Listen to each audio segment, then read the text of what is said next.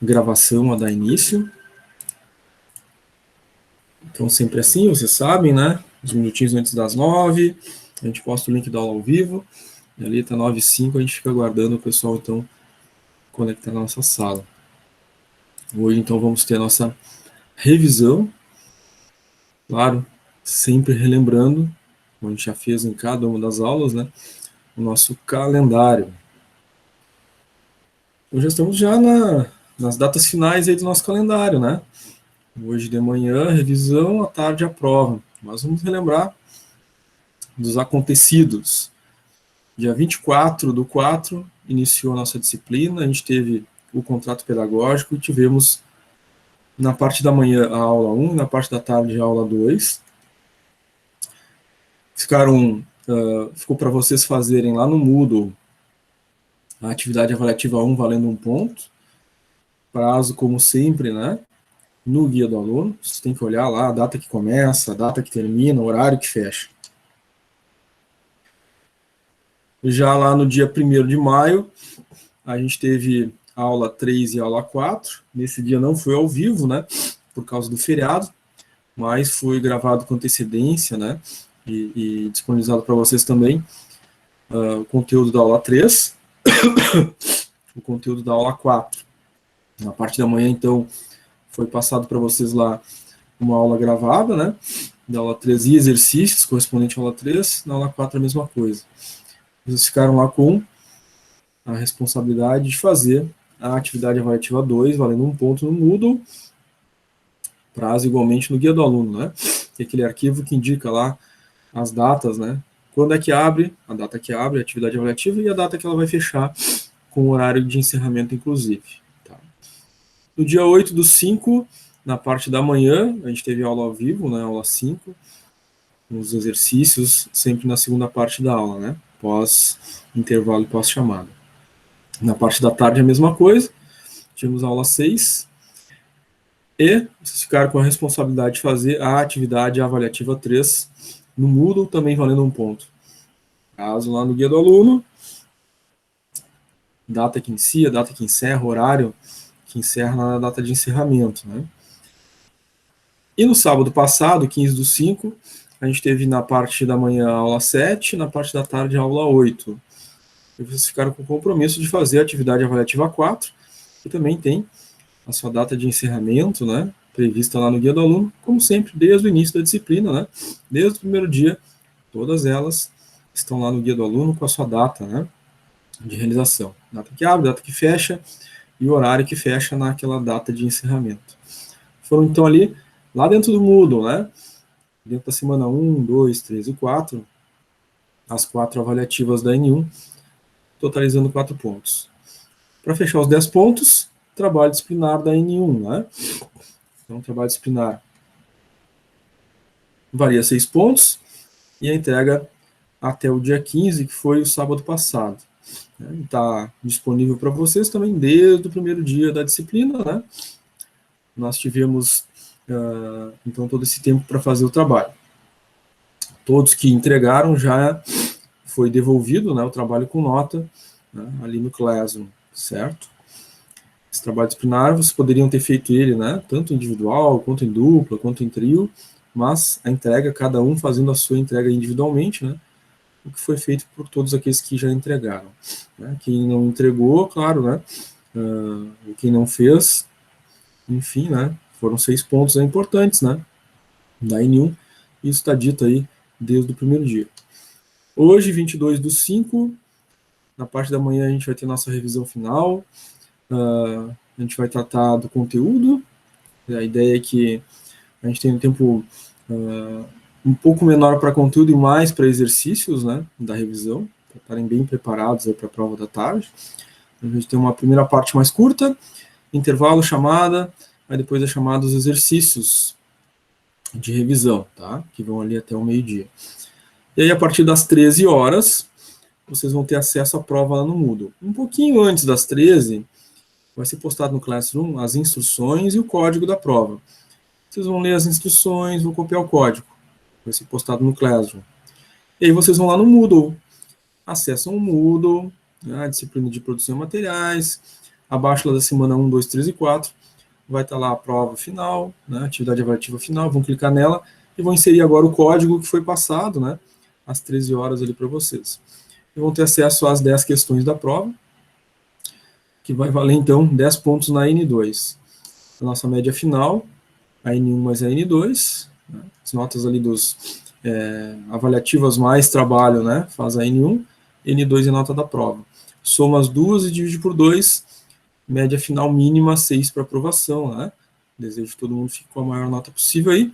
Mas se, por acaso, ficar abaixo da média final, né? Somou N1, somou N2, dividiu por 2, ficou abaixo de 6, vai ter que fazer, então, a prova de substituição, também lá no Moodle, né? No dia 5 de junho, 5/6, tá? Acessa nesse dia lá o Moodle, disciplina de produção de materiais, abaixo da semana 1, 2, 3 e 4, e da prova final vai aparecer a prova de substituição.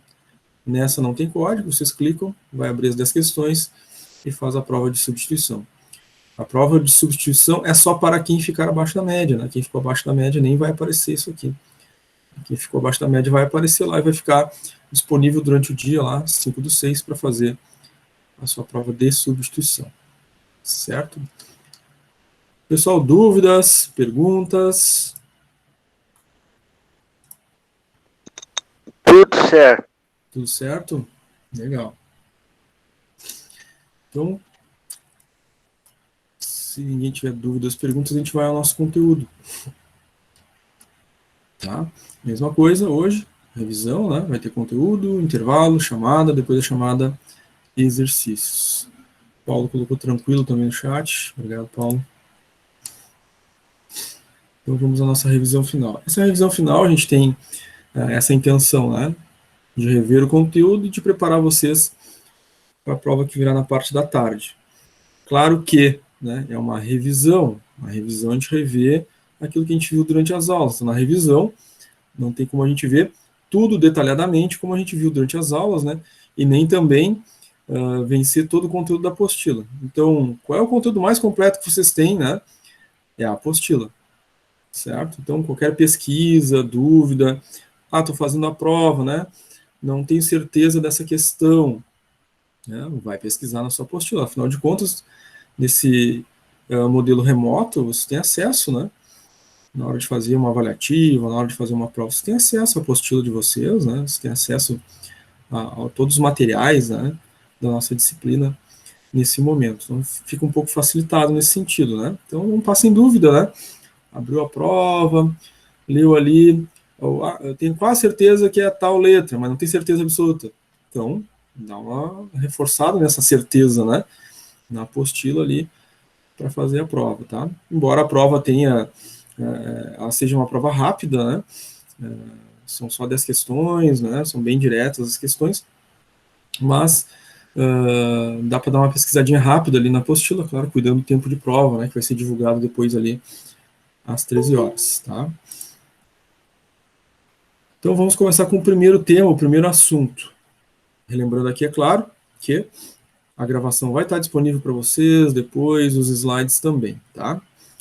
Então, quanto aos slides, não se preocupe em anotar, que ele vai ser postado ali no Classroom da mesma forma que todas as aulas anteriores.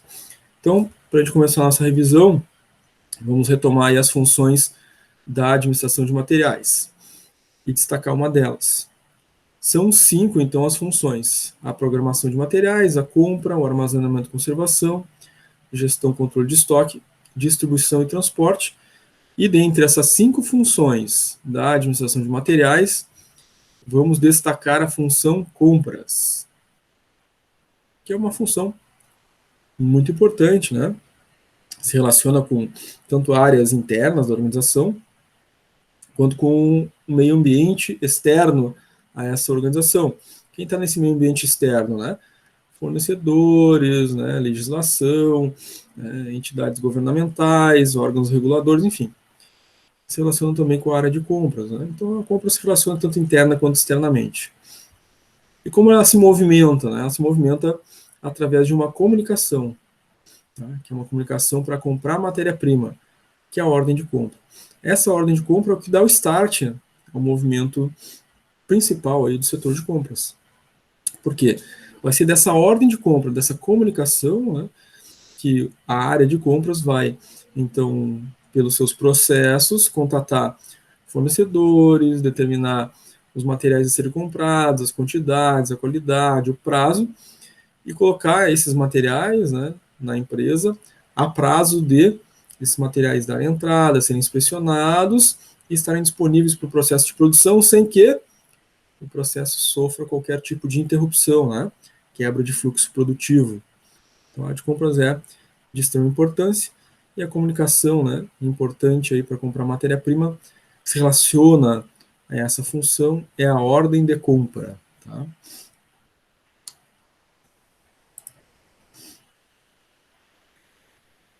Um outro elemento importante para a gente retomar e relembrar nas nossas aulas são os sistemas de produção e a sua relação com layout, arranjo físico.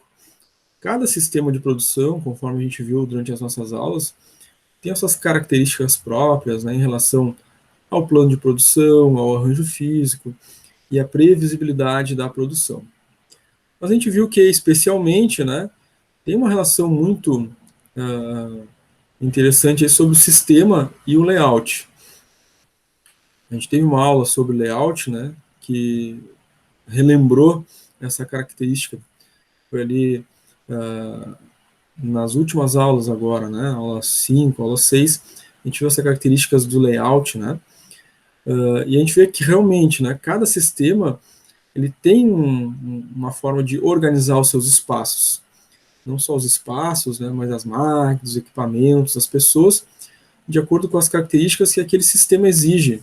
Então vamos ver ali que no primeiro sistema, o sistema de encomenda, como o produto fica fixo, né, ele não se move ao longo do processo produtivo, quem vai ter essa movimentação, né, vai ser então máquinas, equipamentos e as pessoas que ficam ali arranjados ao redor do produto, ou seja, né, tem a sua movimentação, o seu deslocamento para que a produção por encomenda ocorra. A gente viu aqui alguns exemplos durante as aulas, né, de produção por encomenda, como avião, né, navio, um confeiteiro, por exemplo, vai fazer um bolo, né, um bolo é um produto por encomenda, são alguns exemplos. Produção em lotes também tem sua característica própria em relação ao arranjo físico, ou seja, o layout, né, a organização das coisas. Nesse caso, nós temos aí lotes sequenciais, né? Então, eu vou produzir um determinado lote para uma empresa, tem umas características naquele lote. Aí depois eu vou produzir um outro lote de outro tipo de produto para outra empresa. Então, eu vou ter que organizar, né, máquinas, equipamentos e as pessoas de acordo com a produção de cada lote, da sequência de cada lote. Então, essa é a produção em lotes. A gente, nas aulas, aí deu o exemplo do vestuário, né, das empresas que produzem, por exemplo, camisetas, e aí cada lote de camisetas vai ter o seu tecido próprio, sua estampa própria, tamanho, enfim, e aí vai precisar, então, ter essas configurações, né, de sequência de máquinas para cada lote. E, por último, nós temos ali o sistema de produção contínua, nesse caso, né, bem diferente do primeiro, né, que é a encomenda.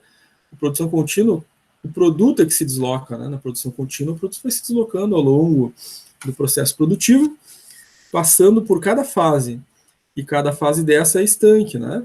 Nós temos ali máquinas, equipamentos, pessoas, naquela fase do processo de produção, fim daquela fase, passa para a fase 2, 3, 4, até chegar ao final do processo, o produto se deslocando, lá na última etapa, na última fase, o produto sai pronto, né? Então, essas são as características de cada sistema de produção e a sua relação com o tipo de layout, arranjo físico que é mais adequado.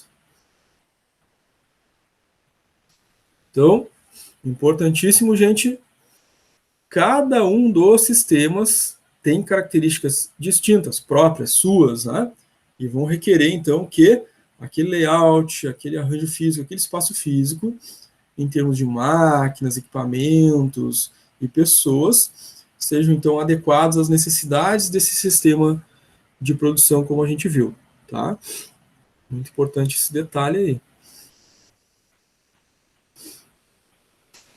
Além do processo produtivo, dos sistemas de produção, nós vimos também as fases do PCP.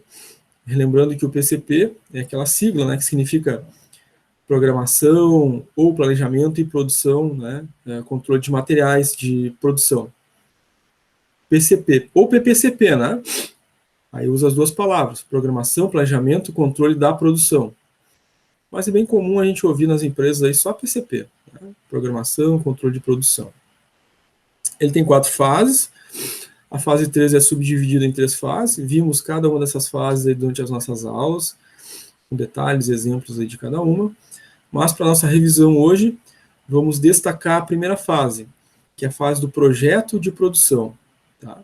É a primeira fase, a mais importante, a que dá start para todas as outras. Todas as outras fases só acontecem se a primeira tivesse sido feita, e só acontecem bem, é claro, se a primeira fase tivesse sido feita de uma forma satisfatória. Então, tudo inicia no PCP com um projeto de produção. Tá? Então, essa fase 1, projeto de produção, é que se tem algumas especificações técnicas em relação àquilo que será produzido. Então, quais são os elementos, né, fundamentais aí para essa primeira fase? Eu tenho que saber o que eu vou usar para aquela produção, né? E o que eu uso, né, naquela produção? Máquinas e equipamentos. Então, foi feita lá uma solicitação de uma produção do produto A. O produto A usa quais máquinas e equipamentos? Então, já tem que estar definido nesse projeto de produção, né? Que é a primeira etapa do PCP. Então, já se define ali esses processos com relação à máquina e equipamento. As pessoas, para realizar aquele tipo de produto, né?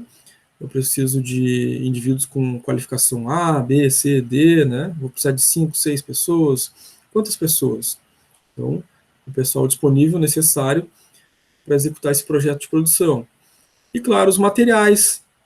Né? Esse produto tem lá suas matérias-primas próprias, né? E vai ser necessário, então, esse conjunto de 3 aspectos. Eu preciso saber as máquinas, equipamentos, as pessoas necessárias e os materiais necessários para dar execução, né, a esse projeto que foi definido aí pela fase 1. Então, fase 1 traz essas 3 especificações, 3 aspectos fundamentais. Tá? Pessoal, a qualquer momento vocês podem participar aqui, né, da nossa revisão, aí, com dúvidas ou perguntas pelo chat, né, ou ao vivo. Fiquem à vontade. Tem um momento, alguma dúvida? Como é que tá para vocês? Tranquilo? Tudo certo. Tranquilo. Legal, obrigado.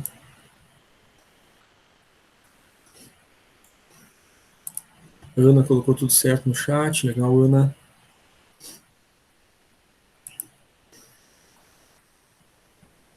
Muito bem. Nós vimos aí, também durante as nossas aulas, os métodos de controle de estoque. Entre os métodos de controle de estoque, a gente viu os sistemas máximos e mínimos, né? A Lívia também colocou tudo certo no chat. Obrigado, Lívia. Então, o estoque máximo e mínimo, a gente viu os dois conceitos, as fórmulas, né, durante as nossas aulas.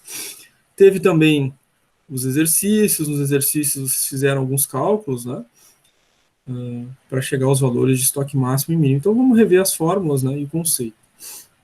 O estoque mínimo, ele também é chamado de estoque de segurança. Então, ele é representado tanto pela sigla EMIN, né, de estoque mínimo, ou então estoque de segurança ES. Tá? Os dois significam estoque de segurança, estoque mínimo. Então, o estoque de segurança é aquela quantidade mínima que a empresa precisa ter daquele material em estoque para cobrir alguma falta, algum atraso, né, ou algum aumento na demanda que possa acontecer. E aí ela tem aquele estoque mínimo, né, aquele limite de segurança ali. Sempre vai ter aquela quantidade para que não haja falta para aquele material. Então, cada material pode ter o seu cálculo próprio, né, em quantidade do que seja mínimo se ter no estoque, visto o consumo que se tem desse material ao longo do tempo, né. Então, a fórmula é dada por estoque de segurança igual ao consumo médio daquele material, vezes o fator K. O fator K é o fator de segurança para cada material, conjunto de materiais, né, ou de acordo com a classificação que se queira dar. Aí quem determina esse fator K é a gestão da empresa, a gestão do estoque, a gestão de materiais, enfim, vai definir esse fator K, como ele vai ser usado, vai ser um fator único para todo o estoque, vai ser um fator separado por produtos ou por tipos de materiais, definição da gestão. Aqui nos nossos exercícios, o fator K ele é sempre dado no exercício, né? Então, é tranquilo em relação a isso. Multiplicando o consumo médio vezes o fator K, que é um percentual, né? A gente vai descobrir quanto é que é o estoque de segurança. Vimos também estoque máximo. O estoque máximo é aquela quantidade máxima desejável no estoque para cada tipo de material. Então, cada material vai ter o seu estoque máximo. Importante estoque máximo também em função, né, do emprego dos recursos financeiros em estoque. E se não há um teto, né, não há limite máximo, né, daqui a pouco a empresa está empenhando muito recurso financeiro no estoque de material que não está tendo giro. Então ela faz esse cálculo de estoque máximo, né, para que ela tenha o uso mais racional dos recursos financeiros empenhados em estoque. Então sempre vai ter uma flutuação, né? Eu tenho estoque mínimo, eu tenho estoque máximo, e entre esses dois valores, né, consumo e reposição acontecendo, né? A fórmula do estoque máximo vai ser o consumo médio mais o estoque de segurança, tá? Então, o máximo é o médio mais o estoque de segurança. Nós vimos também, né, durante as aulas, exemplos. A gente teve exemplo de cálculo do estoque máximo, exemplo de cálculo do estoque mínimo, teve os exercícios. Claro que vocês fizeram as avaliativas, né, da N1. Nas avaliativas da N1 também tinha necessidade de fazer cálculo. Então, fiquem bastante atentos, né, para depois na prova, provavelmente, né, aparecer um cálculo desse. Já que teve no nosso conteúdo, teve nos exercícios, teve nas avaliativas, qual é a chance de estar na prova? É grande também, né? Certo? Outro elemento que vimos durante as nossas aulas foi o tempo de reposição. O tempo de reposição ele é muito importante, todas as empresas, claro, devem ter essa apuração, né, desses dados de tempo de reposição, que é o tempo que passa entre a necessidade do material até esse material chegar na empresa.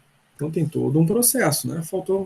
Vai faltar um material, foi verificada a necessidade daquele material, vai lá, então, todos os processos internos, a parte de compras, acessar o fornecedor produzir o material, entregar esse material de volta para a empresa. Decorre isso um tempo, isso chama tempo de reposição. Claro que cada material, ou os materiais, né, e cada fornecedor vai ter o seu tempo de reposição. Então, eu preciso disso para cada tipo de material relacionado a cada fornecedor. Porque às vezes a gente pode ter, né, um material que é fornecido, ora por um fornecedor A, fornecedor B, fornecedor C. E cada um deles pode ter o tempo de reposição diferente para o mesmo material. Então, isso é um valor importante a ser apurado pela empresa. Porque quando ela precisar, ela tem que saber quanto tempo cada fornecedor leva para entregar o material. Porque ela tem que calcular o tempo e verificar se não vai faltar material para o seu processo produtivo, interrupção do fluxo produtivo, impactos negativos na entrega para o cliente. Então, esse tipo de reposição é extremamente importante. Ele é importante também, é claro, para o nosso cálculo do ponto de pedido. Então, vamos relembrar o ponto de pedido. O ponto de pedido, ele não é a quantidade que se calcula para comprar.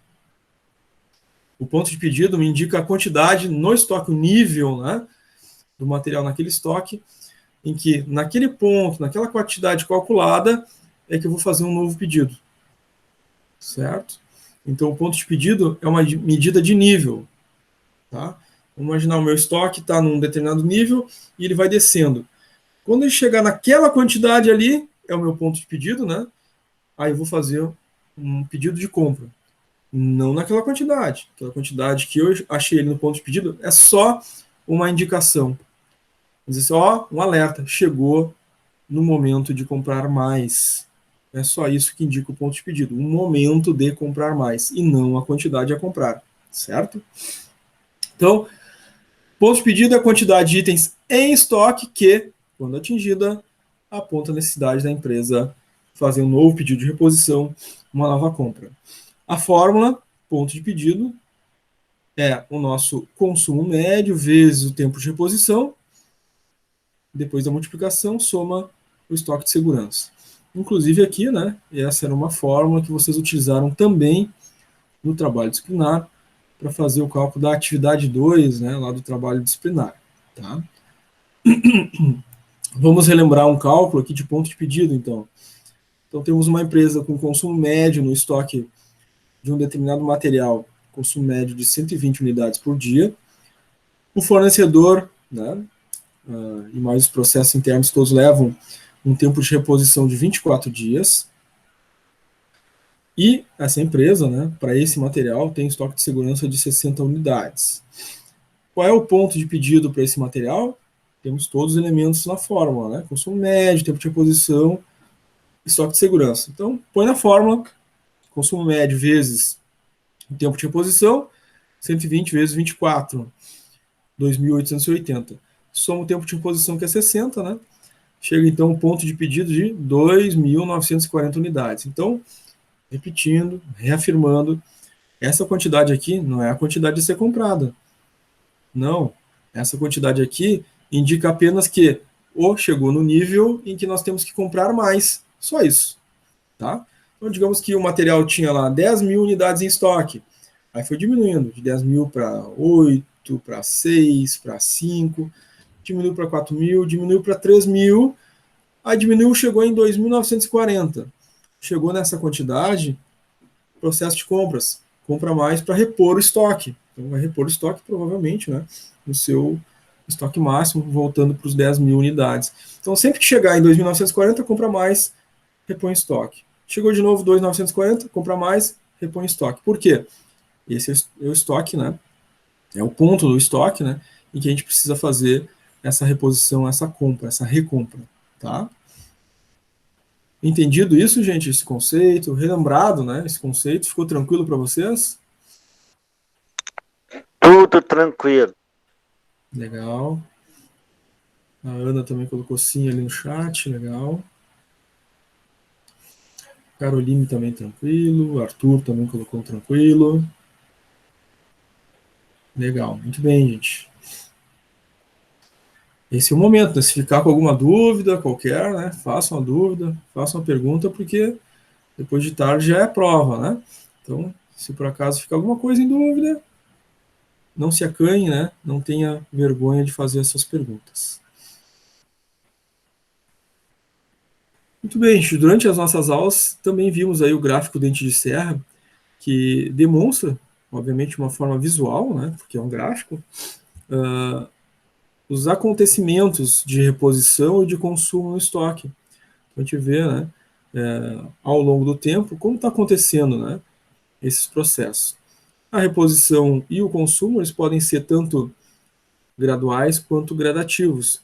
Depende do tipo de produto, depende do tipo de processo, né, depende do pedido que foi feito, da tecnologia da empresa, da sua área de atuação. Então, são diversas, né, as variáveis que podem levar a um tipo ou outro, né, de consumo ou reposição. Mas nós temos 3 gráficos base que demonstram como isso pode acontecer. Tá? Então vamos ao primeiro. Então, o primeiro exemplo de consumo e reposição é a reposição imediata e o consumo gradativo. Nesse caso, a empresa adquire todo o lote de reposição de uma vez só. Tá? Ela compra todo o material, esse material, então, é reposto no estoque, e o consumo se dá ao longo do tempo, de forma gradativa, conforme o processo produtivo vai andando. Tá? Nós temos aqui nesse gráfico o eixo da quantidade, verticalmente, e o eixo horizontal é o eixo do tempo. Tá? Então, na linha azul que a gente está vendo aqui é que, num tempo único, né, nós temos a reposição imediata, levando o estoque de um valor inferior, mínimo, até o valor máximo. Então, o estoque está sendo reposto desse material de uma única feita, de uma única vez. Tá? Essa é a reposição imediata, de uma vez só. Depois, ao longo do tempo, esse material vai sendo consumido vagarosamente, dia após dia, semana após semana. Então, o tempo está passando e a quantidade está diminuindo aqui na linha verde. Ó. O consumo está se dando de forma gradativa. Está passando o tempo, né? A gente está vendo aqui, ó, do momento que foi feita a compra, está passando o tempo, né? Enquanto passa o tempo, a quantidade, então, vai reduzindo, diminuindo, até chegar o valor do ponto de compra de novo, e vai lá e repõe todo o material, né? Então, essa é a reposição imediata e o consumo gradativo. Claro que vai depender, como a gente falou antes, né? De que material é esse, o processo da empresa, a tecnologia utilizada pela empresa, qual é, né, o setor, a área de atuação dessa empresa, né? O segundo tipo é a reposição gradativa e o consumo gradativo. Então, a reposição gradativa e o consumo gradativo levam a esse gráfico, né? Em nenhum momento há uma curva abrupta, né? Em linha reta. Vocês veem aqui o eixo da quantidade e o eixo do tempo, e tanto a reposição quanto o consumo, né, tem uma inclinação em ambas as curvas, tá? Claro que o ritmo de reposição tem que ser, né, um pouco maior frente ao consumo, para justamente não acontecer perdas, né, ou quebra de fluxo, parada de produção. Então, vejam, ao longo do tempo vão sendo feitas as compras, né? Passa um dia, uma semana, compra um pouco, né? E vai repondo esse material no estoque, mais um dia, uma semana, e vai até chegar ao ponto de estoque máximo. Então, foram feitas várias reposições ao longo do tempo, esse material chegou ao estoque máximo, parou de comprar, né? Para não passar do estoque máximo. E o consumo continua ocorrendo. Esse material, então, vai sendo consumido, vai diminuindo as quantidades até chegar ao nosso estoque mínimo, repõe de novo. Então, claro, né? Sempre num ritmo de consumo diferente, né? A reposição, então, um pouquinho mais célere e o consumo sempre um pouquinho menor. Então, a reposição tem que ser mais rápida em relação ao consumo que está sendo feito, tá? E o terceiro tipo, a reposição gradativa e consumo imediato. Ela inverte, né, o formato da curva que a gente viu lá no primeiro gráfico. Porque agora a reposição se dá ao longo do tempo, né? A reposição vai se dando ao longo do tempo, até que, né, tem todo o material necessário e a gente faz o consumo de uma única vez, consumo imediato, né, dado aí o eixo da quantidade e o eixo do tempo, né? Então, reposição ao longo dos dias, tem todo o material, produz então, aí produz tudo de uma vez só, e aí tem o produto pronto, né, o projeto, o serviço a ser prestado, enfim. Claro, né, como a gente falou de novo, vai depender, né, se é uma empresa industrial, se é uma empresa prestadora de serviço, se é uma empresa comercial, que tipo de tecnologia que utiliza, quais são os materiais, a relação com o seu fornecedor, o sistema de gestão de estoque, tudo isso vai influenciar, né, de como essa curva de consumo e reposição vai acontecer. Claro que o principal processo é o próprio processo produtivo, né, vai trazer a demanda desses materiais, tá? Muito bem.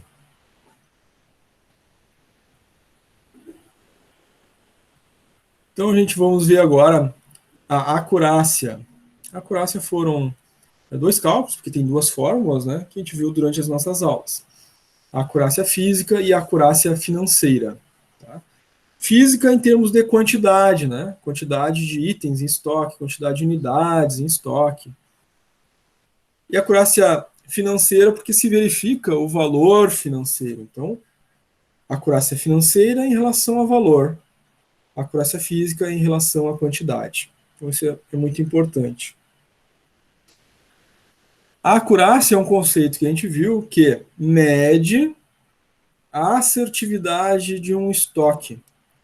Ou seja, eu tenho uma entrada de 100 peças, eu vou verificar o meu estoque e vou ver que tem 100 peças, assim como foi registrado no sistema lá na entrada. Então, eu tenho uma acurácia de 100%. Esse é o conceito de acurácia, esse é o conceito ideal de acurácia, inclusive, né? Mas, como a acurácia é um indicador, pode acontecer que eu, lá na entrada, quando chegou o material, eu registrei 100 peças, foi para o estoque, aconteceu alguma coisa no estoque, uma perda, uma má armazenagem, né? E dá 198 lá agora. Daqui a uns 2 meses, quando eu fui precisar do material, eu fui fazer o inventário, tinha 98. Então tem uma perda de 2 unidades. E a minha acurácia nesse caso vai ser de 98%. Por quê? Eu tinha uma quantidade registrada no sistema de 100 quando entrou, e agora no estoque, né, passado algum tempo lá, fui fazer inventário e tem 98. Então, a acurácia 98% indica que tem alguma coisa errada, algo aconteceu e precisa ser melhorado. Então, sempre que a gente tiver uma acurácia abaixo de 100%, tanto para acurácia física quanto para acurácia financeira, tem ali um espaço para alguma melhoria. Tá? Como é que calcula, então, a acurácia física? A acurácia física vai ser o número de itens contados efetivamente lá no estoque, né, dividido pelo número de itens listados, ou seja, que estão registrados no sistema. Tá? Claro que a divisão aqui vai dar um índice, e para transformar a acurácia, né, em percentual, a gente precisa ainda multiplicar por 100, né, para transformar então num percentual de indicador.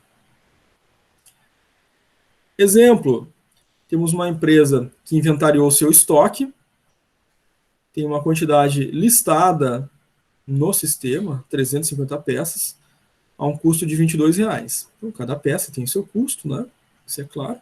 Então, esse valor aqui de peças em estoque será de R$7.700. Esse é o valor das peças, né? Porque são R$22 cada uma e são 350. Então, R$22 vezes 350, o valor delas é R$7.700. Então, muito importante, né? Às vezes a pessoa dá uma confundida, né? O que é quantidade, o que é valor, né? Quantidade é 350 e o valor é 7.700. Então, quando eu pergunto, né, qual é a acurácia física, qual é a acurácia financeira, tem uma diferença, né? Quando eu estou perguntando a acurácia física, é a quantidade. Quando eu estou perguntando a acurácia financeira, é o valor financeiro desses materiais, tá?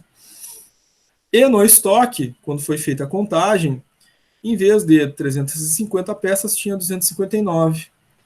O que diminui o valor financeiro, porque se tem 259 e é R$22 cada uma, né? R$22 vezes 259, agora tem no estoque de fato 5.698 dos 7.700 que deveria ter, né? Reais. Mas a pergunta é, qual o percentual da acurácia física?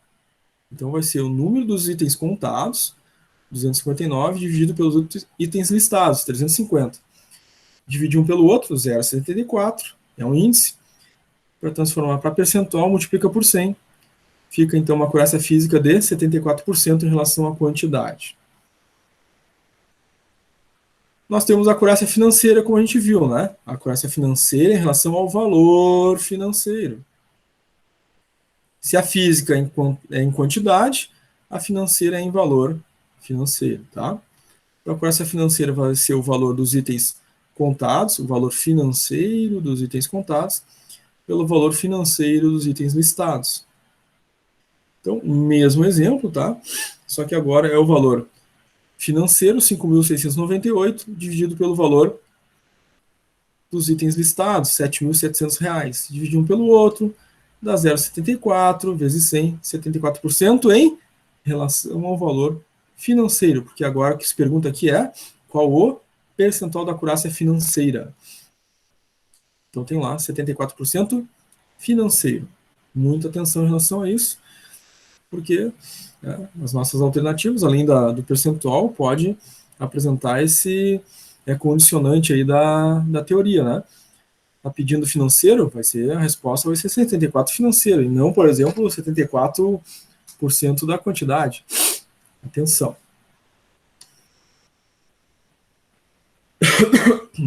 Sobre a acurácia, gente, como é que ficou? Tranquilo para vocês? Ficou entendida aí essa diferença de acurácia financeira, acurácia física? Tudo tranquilo. Legal.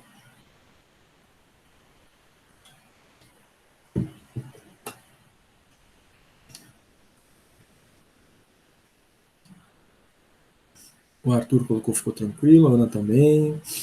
A Thalita colocou tudo certo.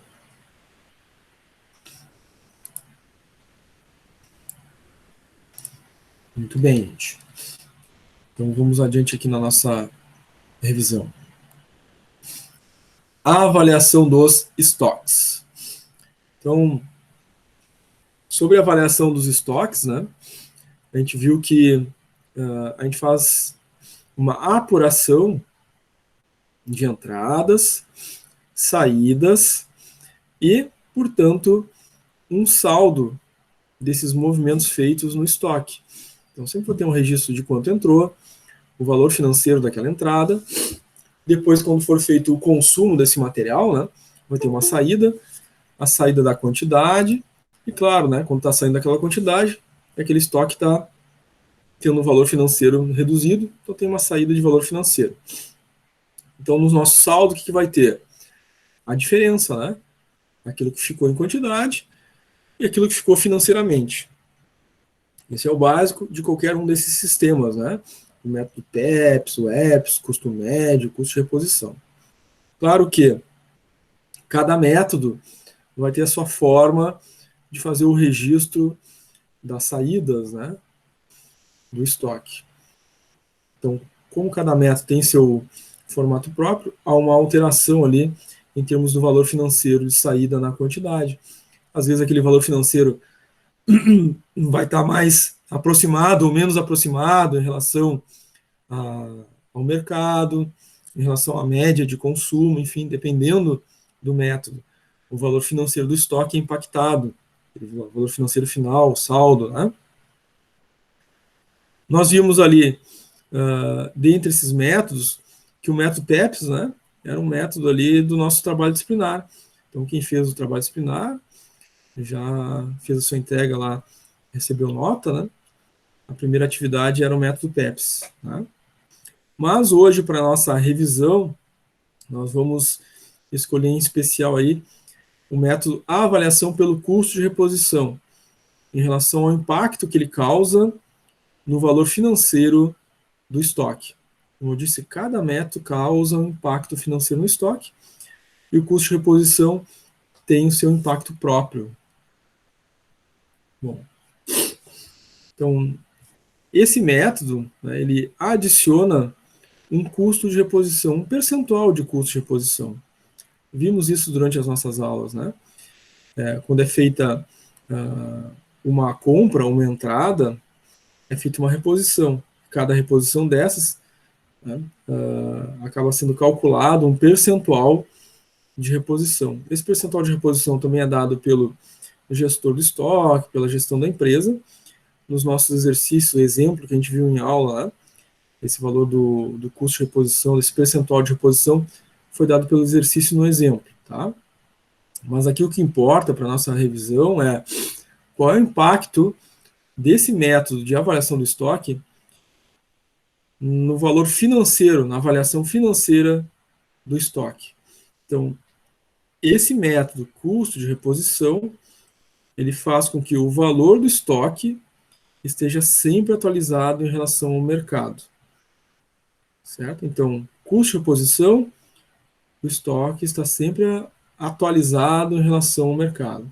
Justamente pela metodologia, né? Cada vez que faz uma compra, né, vai acabar fazendo um acréscimo percentual, né, do valor daquela compra para atualizar o saldo lá no estoque. Porque tem compras anteriores, né, com preços antigos, e sempre que faz uma nova compra, faz uma atualização do valor desse estoque pelo método custo de reposição, tá? Ele vai estar sempre atualizado em relação ao mercado. Quando a gente fala ali o valor do estoque, a gente está falando o valor financeiro, tá? Então, o valor financeiro do estoque estará sempre atualizado em relação ao mercado. Muito importante isso. Cada método tem as suas características, né? E este traz essa característica em específico. Muito bem, gente. Essa foi a nossa revisão, como eu falei para vocês, né? A revisão seria, em termos de conteúdo, bem direto, bem focalizado, né? Para sobrar mais tempo, para depois do intervalo chamada, a gente fazer uma quantidade bem grande de exercícios. Todos os exercícios focados exatamente nesse conteúdo que a gente viu de revisão, porque a gente vai estar se preparando muito bem, né, para a prova da tarde. Então, repito, reforço. Façam os exercícios na segunda parte, com muita atenção, com atenção redobrada agora, né? Depois ali do intervalo chamada, esses exercícios façam eles como se fosse a prova, tá? Vocês vão tentar achar, né, no maior esforço possível de vocês, sempre a resposta certa. Nunca chutando, nunca respondendo aleatoriamente ou nunca respondendo na dúvida. Tá? Ficou com dúvida naquele exercício ali? Olha na apostila, olha os slides da revisão, olha os slides das aulas. Tá? Relembra aqui da nossa aula ao vivo para responder com acerto. Então façam todos os exercícios da nossa revisão sempre com esse enfoque. Depois, na hora da prova de tarde, né, ter uma boa nota, sair bem, tá? Então, dados esses avisos, alguém ficou com alguma dúvida da nossa revisão, algum ponto que gostaria de esclarecer? Tudo certo. Legal.